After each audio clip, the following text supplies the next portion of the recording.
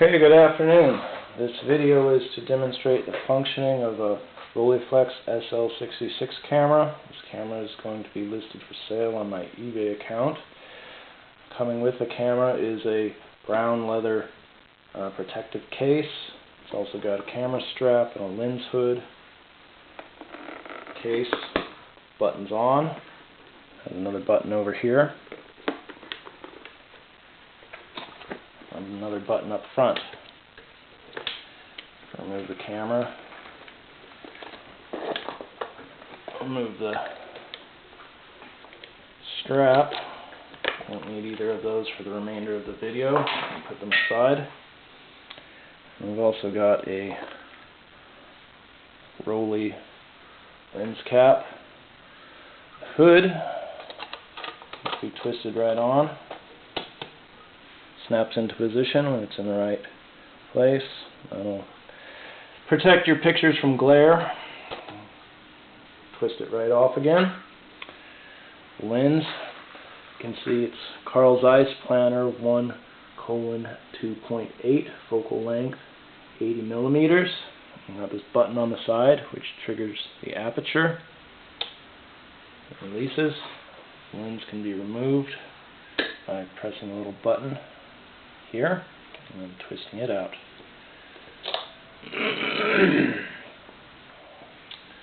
So the lens optics have no scratches or scuffs. The aperture fully turns open and close. There are minor scuffs on the body, shouldn't affect functioning. It says on it, lens made in West Germany. Gives you an idea about when it was made. We won't be using the lens for the rest of the video, so I'm going to put it aside. As for the main camera, we've got around the left side, this knob extends the bellows. And it can be extended quite far. It'll turn and turn and turn. You hear that little click, means it's reached the end of its extension. That's 5 centimeters. There's a lever over here which allows elevating or lowering bellows. If you release the lever, it will snap when it reaches the 0 elevation position. If you want to lock it into place, elevated or depressed, you can tighten that down with this knob here. Okay, we can close those back up. We won't be needing them extended for the rest of the video. On the top of the camera is a viewfinder. It can be opened just by grabbing it and raising it up. There's a little button here. It releases a magnifier. It can be pressed back down and it will snap into place. The lens finder can be removed by pressing these 2 buttons on each side, one on each side. And then it goes right back on the same way you took it off. Okay, pretty good. Coming around the back, we've got the film canister.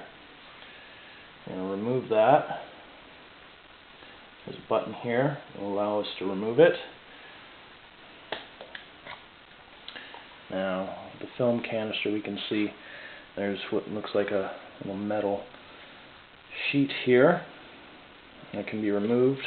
When you're taking a picture, that will allow the film to be exposed to whatever's past the shutter. You can also see that when it's removed, there's an interlock here. That interlock would keep you from removing the canister if this shield isn't in,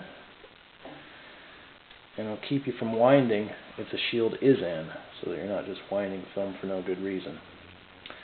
To open the film canister, we've got a button here. It slides there. Inside there's a film carriage on the side. The film carriage has these levers, right? And you would take the new roll of film, press it in there, take a bit of the film and feed it around, and you would put it so that it's fed onto the other cylinder core as you wind the camera. And then once you're done with taking pictures, you take all the film would be on that one, and you take it in to be developed. So get that back in there. It's a little bit tricky to get it in there, but not too bad, right? Close it up.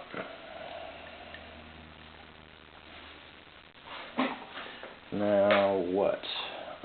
There's a picture here showing your finger. If I'd put film in there, I would need to push that a little bit until it was in the closed position, or in the stop position, and that is the right position for it to be in to start winding film to take pictures with it. But there's no film in there, so it's not something I can show you. Okay, so let's put it on there for fun.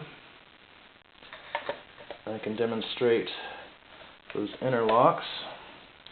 What I said was, if the slide is in, then I'm able to take the canister off, as you just saw. I'm also not able to wind the camera. The slide is out. It's got a little place right here where we can keep it while we're taking pictures. The slide's out. I will not be able to remove the canister. I'm trying to pull it apart now. It's locked in place. But I am able now to wind the camera. After winding, you move it back. Now I'm ready to show functionality. I'm going to raise this up, and you'll be able to see there's a mirror there, and you can see what's on my ceiling. I'm going to start demonstrating each of the different exposure settings. There's one other thing to show before that.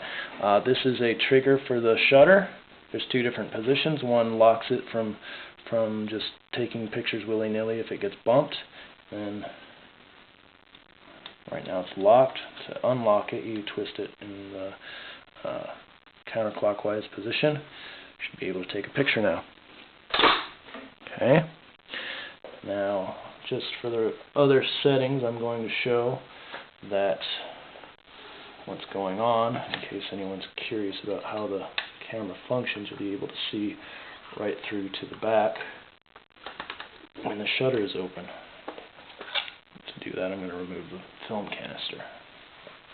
And just so that anyone who wants to buy the camera can see full functionality, I'm going to cycle through all the different exposure settings. That first one that I just did was the setting 1000. This is setting 500. A little bit quicker, right? Setting 250.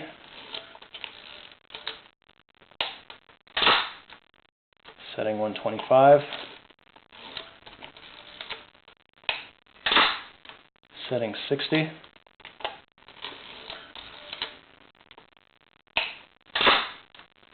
Setting 30.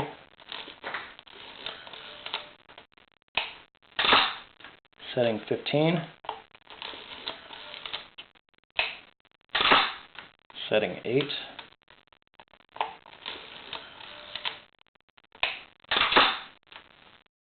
Setting 4. I really start to notice how long the exposure is getting. Setting 2.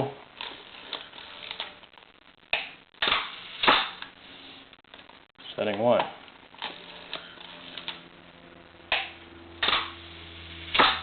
And finally setting labeled B, which I think must be German, for manual, because when I depress the trigger now, you'll see that the shutter just remains open until I release the trigger.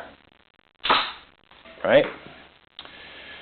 That's what there is to show about how to work the camera. There's one last thing that I think I ought to show, which was a little tricky for me. First time I messed around with it. Of course, this did not work right. There we go. Okay, so as I was saying, when I first got this camera, I didn't know why I was having such a hard time getting the lens back on there. Just to show you, only goes on one way, and that is where the words "Made in Germany" more or less lined up with "Made in Germany" for the camera, and it snaps into position. If you do it in any other position, it won't have that little snap into position. And that's it. Hope you like my video. As they say on YouTube, don't forget to like and subscribe.